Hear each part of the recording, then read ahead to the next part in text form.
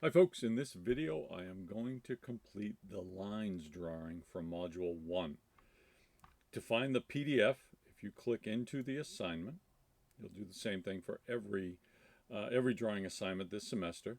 You'll notice I have the lines PDF attached, and that is this drawing right here. Now, you do not need to add text for this. You are not going to lay this out in portrait format, but what you are going to do is draw the lines that you see here, and I'll go through and I'll do this entire process for you. Okay, and then what I'll do is I'll create a separate video on how to lay this out and add the proper title block that you'll be adding all semester in my course. If you're watching this video for another course, then use the title block and the plotter that your instructor requests for that class. Okay, so before we to get started here, the first thing we're going to have to do is we'll have to log into our virtual machine. Doesn't matter if you're doing this on a Mac or from a PC. The virtual machine is a virtual PC though, and what I'll do is at some point I'll switch over to my Mac and show you that I can be logged into a virtual PC right from my Mac and do the same exact thing. So I'll go to my workspace. Now this is all predicated on the fact that you have already, and I sent this as an email, but let's go to announcements. You've already clicked the link for the virtual machine and followed the steps necessary to get set up for your virtual machine, or you downloaded AutoCAD, right? You could also download AutoCAD if you prefer. The easier way to go, and the way that I'm going to do it all semester, is using the virtual machine. All right, so I'll detect my virtual machine. Now for you, I have a super renderer. You will not, unless you're in my 3D class, which you guys are not, but once you get there you will. So the renderer you choose will be the AEDD-FS. So I'll pick that one. And you won't even see the super renderer on yours, most likely. Now this will take a little bit of time. But what I'm going to do is, while this is booting, I'm going to switch to my Mac. Right? So here, I'm already logged into a virtual machine, and I have it on a monitor here to my right. That's why I'm looking over to the right. But I can use AutoCAD here, so I can come down and I can open up AutoCAD. Again, I highly recommend if you're going to be using a Mac to get through to your virtual PC, get a PC mouse for your Mac, and it'll just make your life easier to have a middle mouse button that you can roll to zoom, and you can pan with. Although I'm sure you could set your magic mouse up to do it too. But so I'm just going to say okay here. That'll be fine. There we go. And this is only because the way I'm running. I got that error because the way I'm running my Mac through the Open Broadcast Studio software to record this. That's all. Right.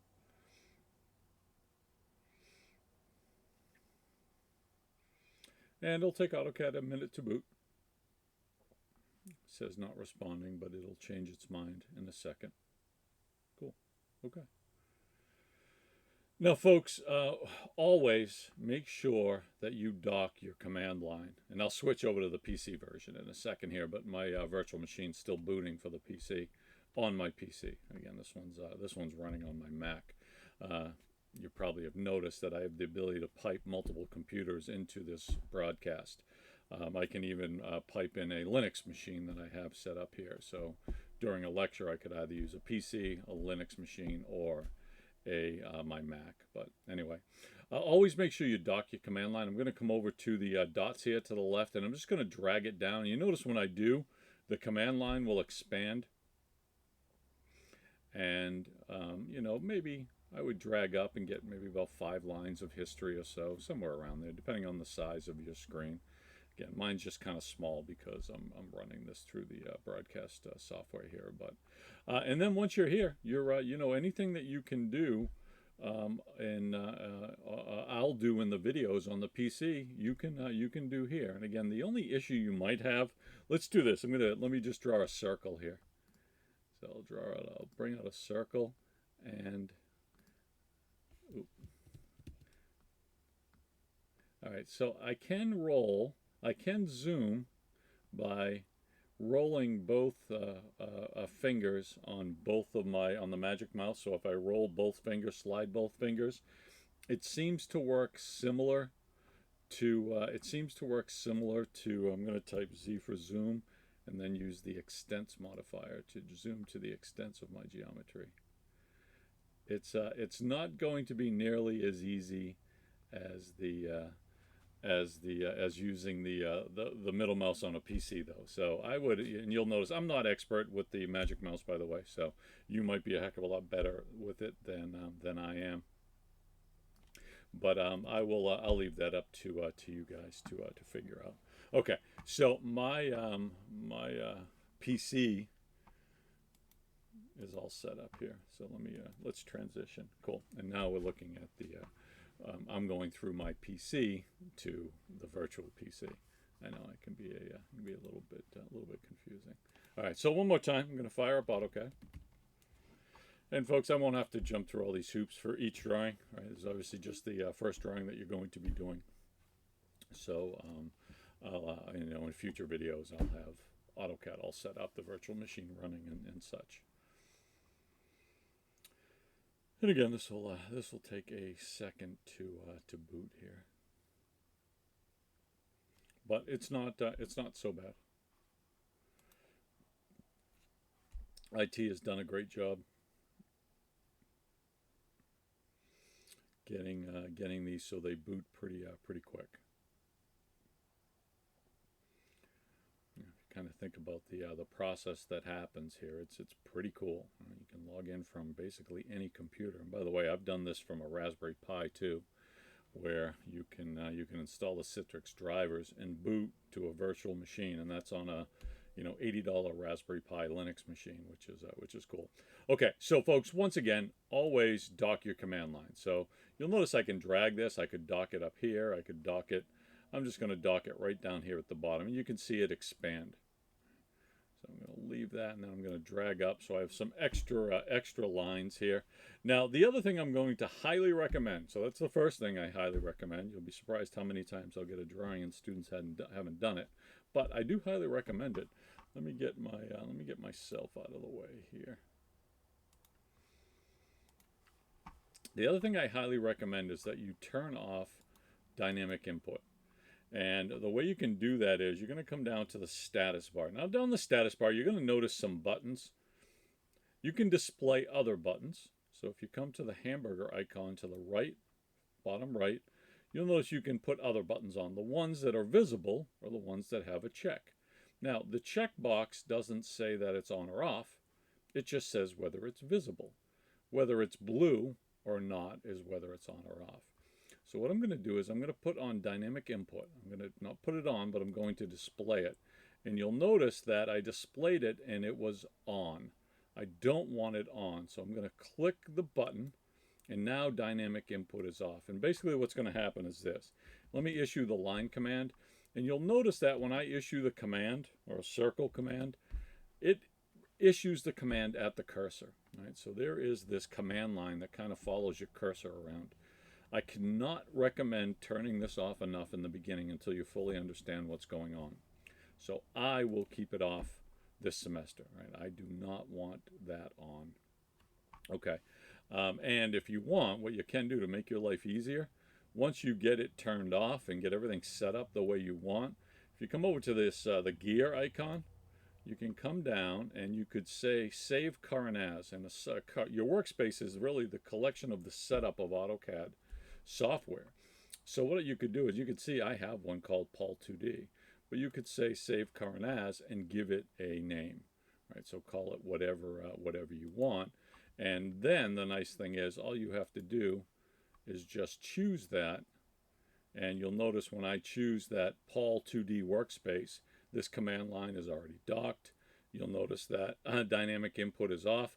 I should also get rid of that button because I don't need it. So I could just hide the dynamic input button. And then what I could do is I could come right back here. I could say save current as and just overwrite that Paul 2D. All right, cool. Nice. Not necessary, but might make your life easier. So every single time you don't have to dock your command line, expand it, make sure that you turn off the and then make sure that you turn off any buttons are on, turn on any buttons that you need to turn on. While I'm hidden here, let's look at the buttons that you want on down at the bottom here. Right. So you definitely want polar tracking on. Again, if it's not blue, it's not on. So polar tracking should be on. And by default, I would just leave it set to 90 for now. So 90, 180, 270, 360. If you keep going over, you'll notice the next thing that's on is OSNAP tracking. I'll show you exactly what that is in a minute. And then the next are your OSNAPs. And this is a feature of AutoCAD, or a tool in AutoCAD, that allows you to snap to geometric features of a shape. So a line has a midpoint and endpoints, right? A circle has a center. It also has quadrants, right? If you click the little drop down, I would highly recommend making these 6 running OSNAPs. So at least those 6, endpoint, midpoint, center. You can skip the next 2 and then quadrant, intersection, and extension. Maybe you want insertion on 2, but you don't really need to right now. I'll show you what that is in a minute, or in the next video actually. Okay, so those are all selected, and those are what are called running OSNAPs now. Are my OSNAPs working? Yeah, because they're blue, right? If they weren't, watch this. I'm just going to draw a line here. Don't worry so much about what I've done. I'll get back to drawing in a second. But if I draw another line, you'll notice I can snap to the end of that line, or I could snap to the midpoint of that line. If I did not have my OSNAPs on and I went to draw, you'll notice I cannot snap anywhere because my OSNAPs are turned off. Right? So I want to make sure those are on. Fantastic. Okay. By the way, folks, all I did was clicked my mouse, I dragged. As soon as I had all the geometry that I wanted to select in the window, you'll notice it highlights. It doesn't have to be in the window in this case. It either in the window, or if the window is touching the geometry. If I click again, it selected those 2 entities. You could just tap delete on your keyboard, which just issues the erase command. It also, technically, it issues _dot erase, which is pretty cool. And once you get to advanced AutoCAD, we'll talk a lot about what the underscore and the dot is before commands, or I'll even talk about it maybe even this semester, or definitely in 160 next semester. Okay, so what's next? Well, I think we're good to go. Let me turn myself back on here. I don't know if that's a good or a bad thing, but anyway, here I am. And now we can go through the process of drawing the drawing. So I'm going to start a new drawing. I'm going to choose File, New. And you'll notice I'm choosing File, New, right? I didn't just pick the, or you could pick the New button, but I'm choosing File, and then I'm going over and I'm picking New. And I want the template dialog to open up. And the template that I'm going to choose is acad.dwt. Now, folks, a template file is really just a drawing file with a different extension. You'll make some templates of your own this semester, but for now, just realize that if I change this to a DWG extension, it would just be a drawing file. What I can do, though, is I can use these templates as a basis to start a drawing, and anything in the template I would then have in the drawing. So for this one, it must be acad.dwt, none of the others. It's the only one that's acceptable for what we're about to do. This is an English template, by the way. So I'll choose, right, open, and I'm going to close that DWG1, not save those changes. And now I have a template that was started with AutoCAD's default, or a drawing that was started with AutoCAD's default English template. All right, now we're going to need a few things, and what I'm going to do is I am going to, I think I can break this out as a window. So I'm going to break this out as a window. It's kind of cool. All right, put this over here, and then what I'll do is I can find my lines, put my drawing that we're going to create. And behind is just my desktop PC. Well, my desktop PC with Flower, who is a French bulldog that we recently adopted, and she is adorable. She was only a meager 1.9 pounds here. She's now up to 3.3 pounds this morning. She's getting beefy. Okay, so let's bring this over here. At some point during the semester, you'll probably see her in some of the live lectures. She'll be up here hanging out with me, and I've got cameras everywhere that I can share during my lectures. Let's see, and I wanted my virtual machine back. Okay, so I've got a drawing, and what we need to do is we need to create layers. Folks, again, the purpose of these videos are going to be more to get the drawings done. The lectures each week, so attend the lectures, and we'll talk more about the AutoCAD and drafting standards and such in general. Those things will inevitably come up in these videos, but for the most part, I'm going to try to focus on just getting the drawings done in these videos, so they're not too long. Okay, so let's collapse this, and it tells us right here, start AutoCAD. Well, check. Create a new Imperial drawing. Check, right? ACAD.DWT is Imperial, or an English drawing. And now we need to use the layer command to open the layer manager and create the following layers. Okay, so the way we can do that is at the very top of the screen, what you're going to notice is I have a ribbon. It might look familiar to you if you used Microsoft Word or something like that. And I want to go over to the layer panel. So I'm on the Home tab. I'm going to go to the Layer panel, and I want to open up the Layer Property Manager.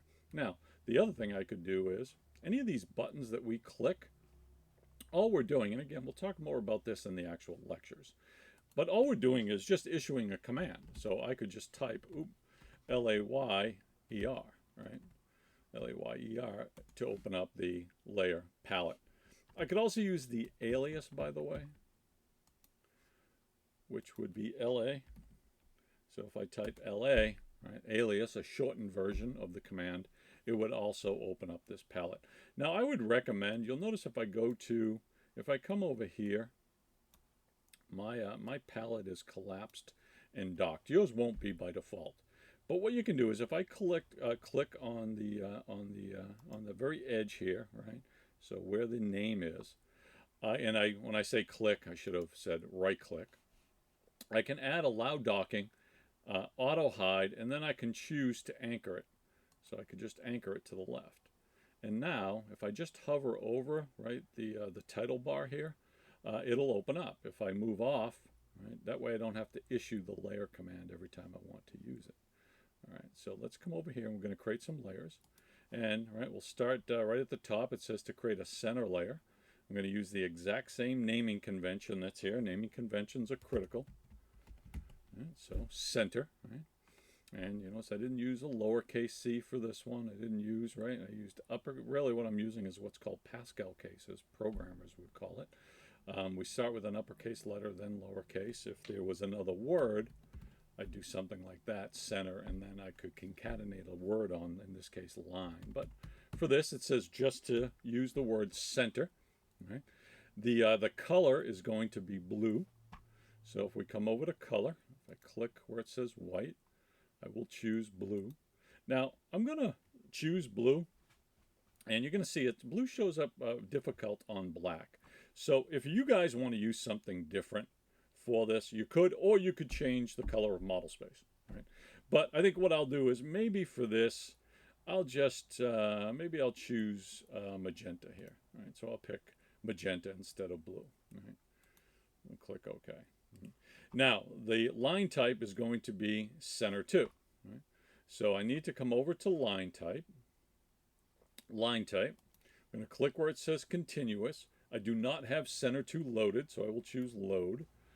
And I'm going to find center 2. If I just do a single click on any line type and type C, it'll bring me down to the C's. This is not a virtual machine thing or a PC thing or a Mac thing or a Linux thing. It works in most computers.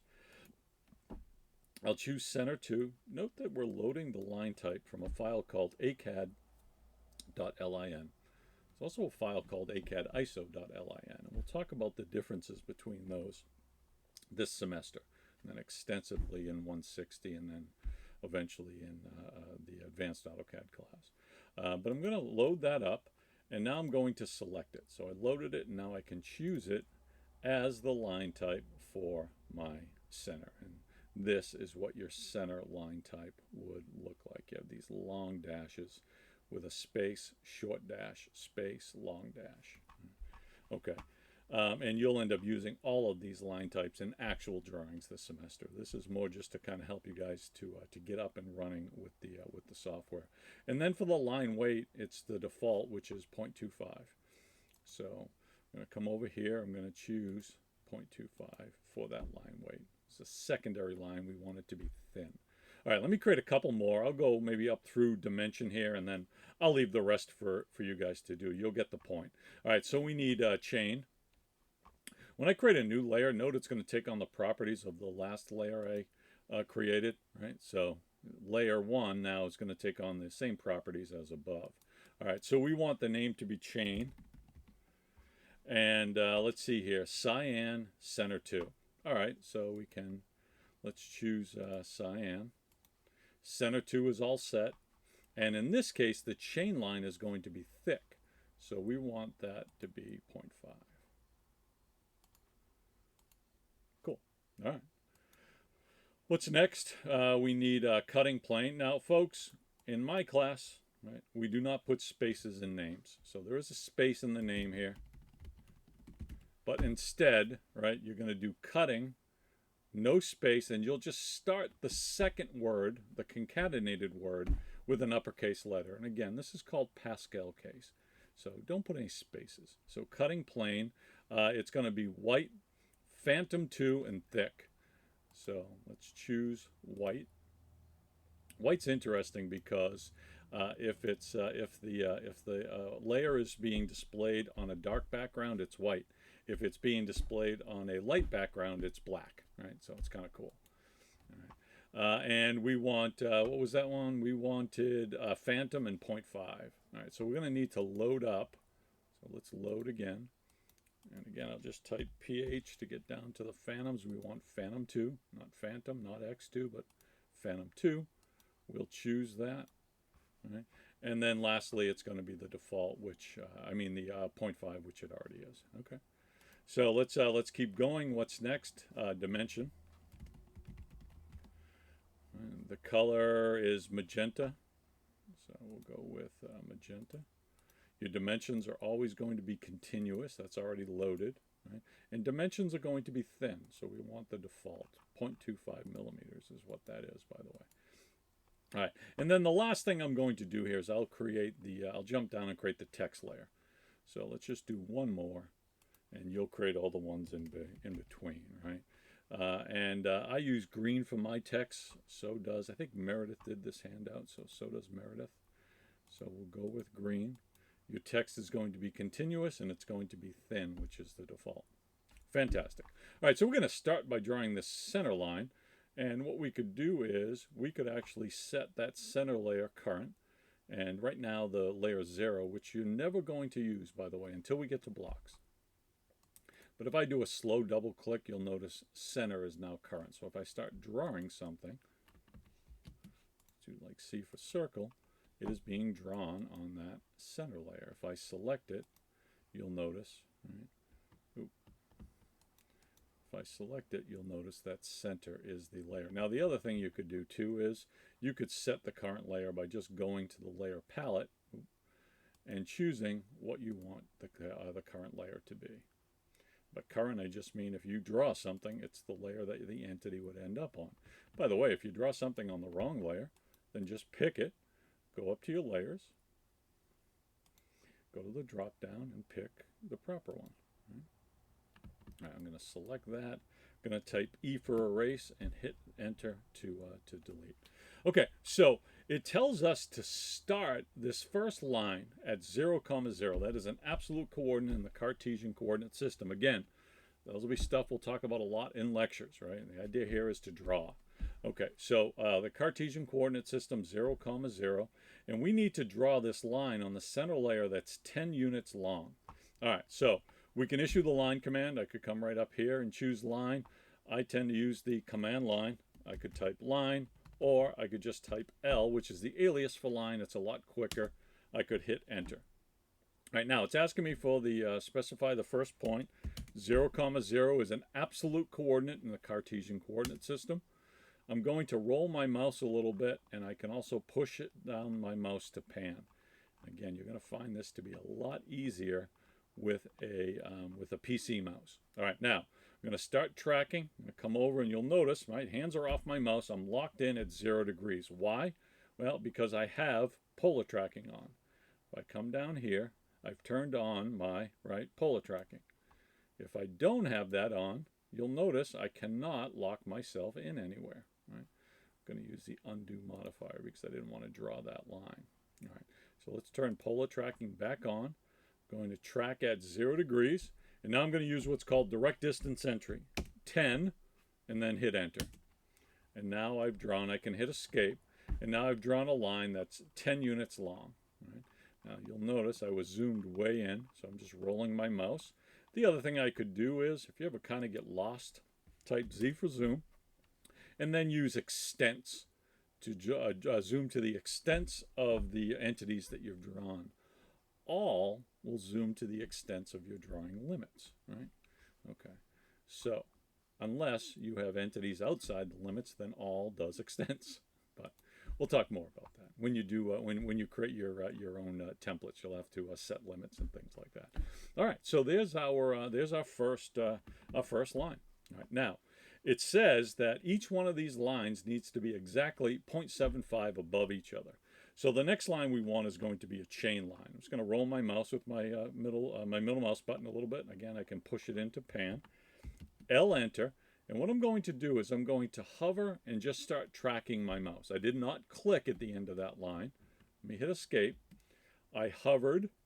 As soon as I saw the OSNAP icon for endpoint, I just started bringing my mouse up. Now again, if I did not have my OSNAPs on, L enter, right? You notice I cannot snap there, right? Or if I had my OSNAPs on but I didn't have endpoint selected, it would be the same thing, right? I don't have that endpoint there, right? So make sure both of those things are true. Now, I guess one other thing is, let me make sure the endpoint's on. Also, I need to have my OSNAP tracking on, right? L enter, right? So I can hover, and you'll notice now if I hover and I start moving my cursor straight up, I don't get that tracking vector. Why? Because I don't have OSNAP tracking on. Now I do, and I get that nice tracking vector. All right, now I can use direct distance entry again, 0.75, enter, and now I'm going to start tracking at 0 degrees. By the way, AutoCAD measures angles from the east counterclockwise, so 0, 90, 180, 270, and back to 360. And again, these are things I'll try to stop talking too much about to make these videos more succinct, and things we'll definitely cover in the class lectures each week. Okay, what's the next line? 9.313. So 9.313, direct distance entry, and I'll hit enter. Now, that needs to be on a different layer, the chain layer. So I'll go up to the layers. Oh, it is on chain. Maybe this one is on the wrong layer. This should have been center. Okay, so let's pop that on the center layer. All right, L enter. I'm going to hover, track 0.75. We'll track at 0 degrees.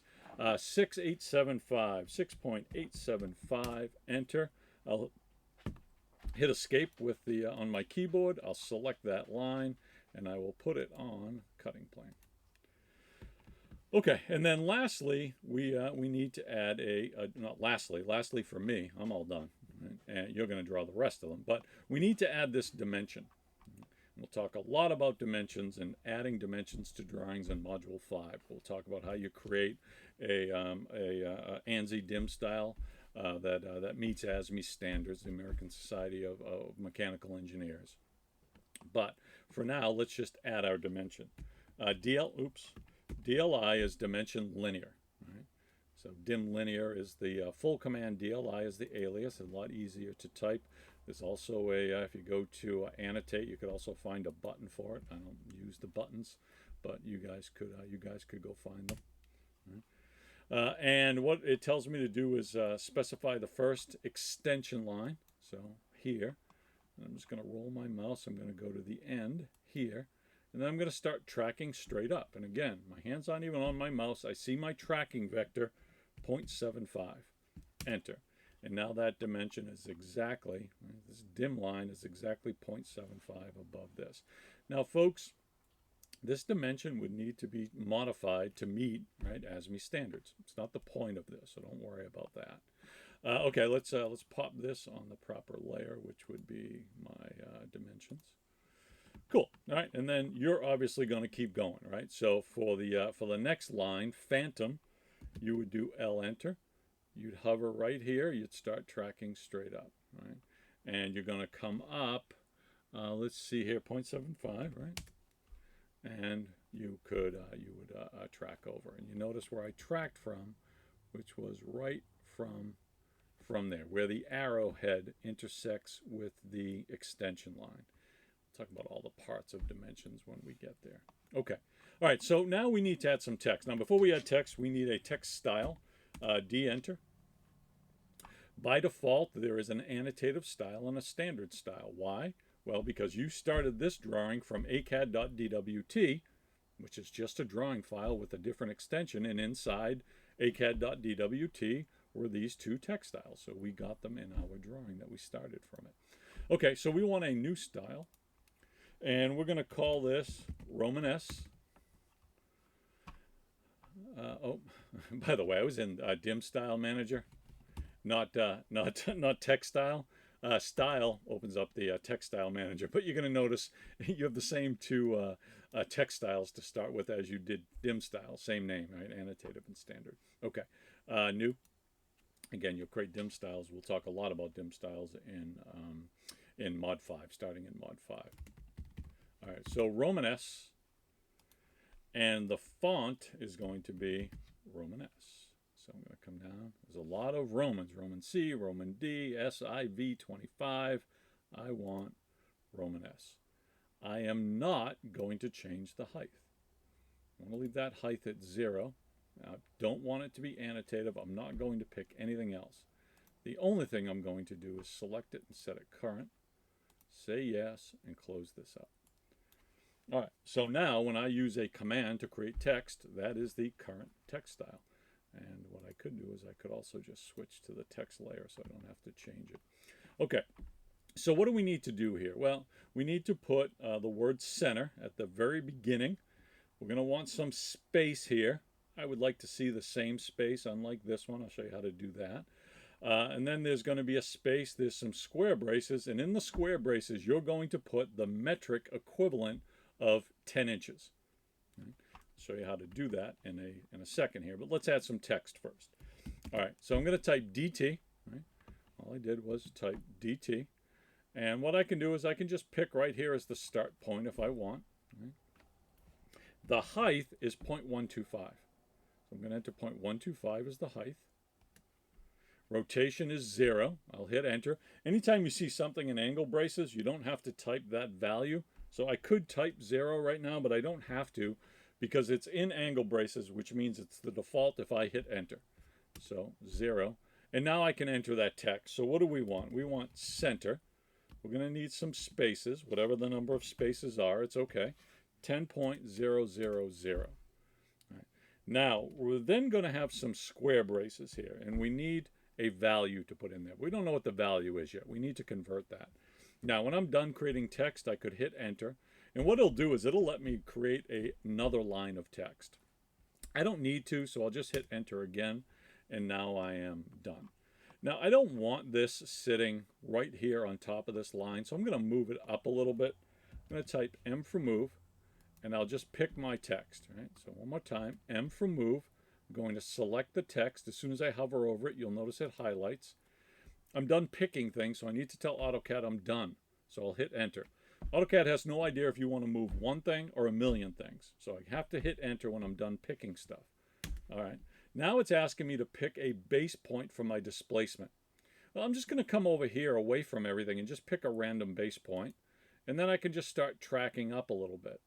And now I can just move this up a little bit until my square braces are above my line. So it looks nice and neat. All right, now, what do I need to put in here? Well, I need to put the metric equivalent of 10 inches. All right, now, the conversion, I come right down here, right? The conversion is 1 inch, 1 inch equals 25.4 millimeters exactly, right? It's not 25.40000008. It is 25.4 millimeters. So it makes it pretty easy to do the conversion. I just need to multiply whatever the inches are by 25.4, right? Okay, so what we could do is we could open up a calculator. Right? I could open up a calculator in AutoCAD, CAL. And right down here I could do 10 times 25.4. Right? Now, that's obviously an easy one, right? But the value we're looking for is 254. Right, so I'm just, to edit the text, I can double click it. 254. And I'm done. Now, you guys, when you first did this, you could slap the 254 in there because you know it's 254 now. All right, now we could keep doing that, but it would be kind of a pain. So what I'm going to do instead is I'm going to use the copy command. CO for copy. Enter. I'm going to pick the thing I want to copy, the entity I'd like to copy. Again, AutoCAD has no idea how many things I want to copy. So when I'm done picking, I need to hit enter to say I'm done creating my selection set. Enter. I'm going to pick the end of this line as the base point, and then I'm going to put a copy here. I'm going to put a copy here, and then I'm also going to put a copy. Well, I would put a copy everywhere else, right? So I don't have any more lines, so I'm all done, so I'll just hit escape. You'll wait till you create all your lines. All right, now, how do we fix this? Well, we just need to double-click, and we can change what's here. Right? So I'm going to get rid of this, and I want this to be chain. Right? And I can come over. Now they're not going to, depending, obviously these are all going to be different lengths, so these won't be exactly lined up, but I want to come over and change. I could just maybe highlight all of this and just get rid of it. So it's what, 9.313? Square brace. And inside here, you're going to put whatever the result of 9.313 times 25.4 is. Right? And I guess let's just do that one. So we can do calc, CAL is the alias. 9.313 times 25.4, and that's going to give us 236, and we'll do the same number of decimal places, right? So 3 places. So we'll do 236,550. So 236.550, and that is going to be the number of millimeters. Right? Now, you also have to edit the your dimension text. You do it the same way.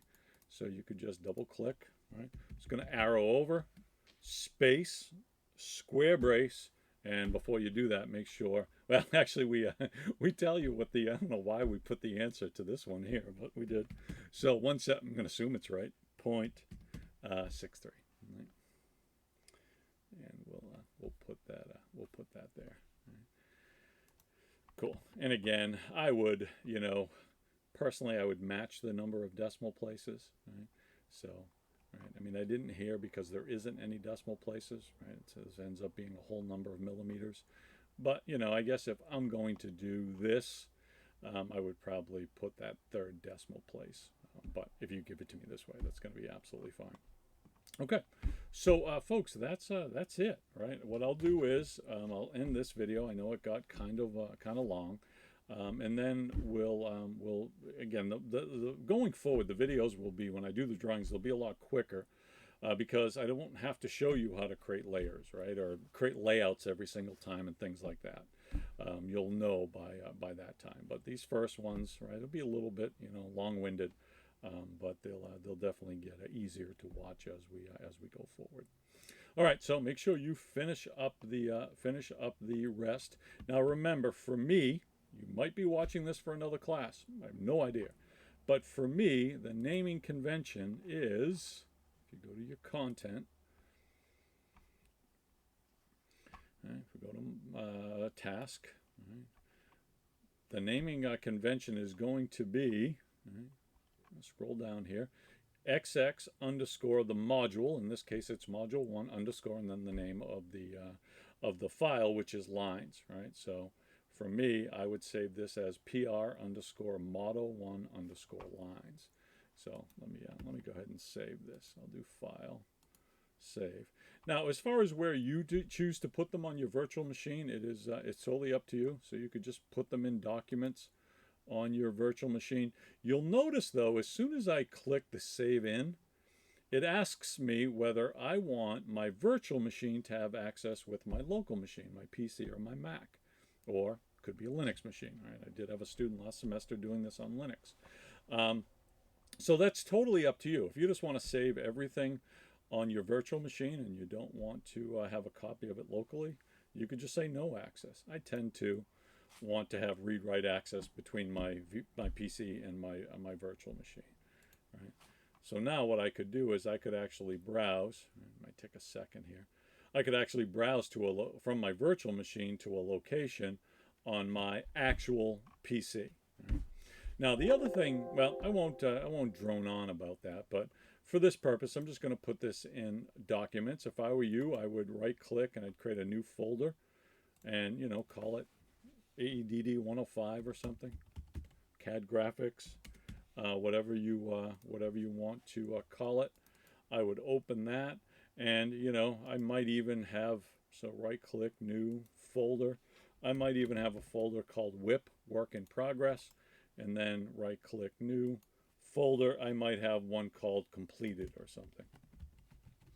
Right. You'll notice the case is different. Why? Well, if we use the initials for something, we tend to uppercase it. In this case, completed. I spelt out the whole word, so I did it that way. All right, so this is a work in progress. I'm not done, so I'll put it right here, and I'm going to name it. So PR underscore, right? Not a space, not a dash, an underscore. Right? Mod 01. Mod is uppercase, right? Why? Well, because when I look right here, it's uppercase, and this is telling me what the convention is. Mod 01, it's not mod 1, right? The convention is 01. Eventually you'll get to 10, and it'll be 10. 01 underscore, and then lines.